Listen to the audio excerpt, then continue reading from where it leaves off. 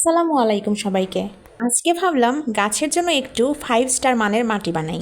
পানি দিলেই তো হবে না ভাই, গাছও চায় একটু পুষ্টি, প্রেম আর পরিশ্রম।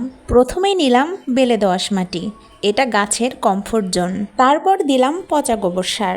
হ্যাঁ হ্যাঁ, এটা শুনতে গন্ধ গন্ধ লাগলেও এটা গাছের জন্য একদমই দামি খাবার। আপনারা চাইলে নিমখোলও দিতে পারেন, এটি গাছের পোকামাকড় হতে দূরে রাখে। আর গাছ বেচারাও যেন শান্তিতে বড় হয়ে উঠতে পারে। সব কিছু মিশিয়ে এমন এক মাটি বানালাম, গাছ বেচারা মনে মনে বলবে, ধন্যবাদ ভাই, এমন খেয়াল রাখো আমার। যাই হোক, সবগুলো টব একসাথে গুছিয়ে রাখলাম। এখন গাছ লাগানোর জন্য এগুলো একদম রেডি। পরের পর্বে গাছ লাগাবো, দেখব কে আগে বড় হয়। থাকুন সঙ্গে তিথিস ভাইবে। ধন্যবাদ সবাইকে, দেখা হবে পরের পর্বে। আল্লাহ হাফেজ।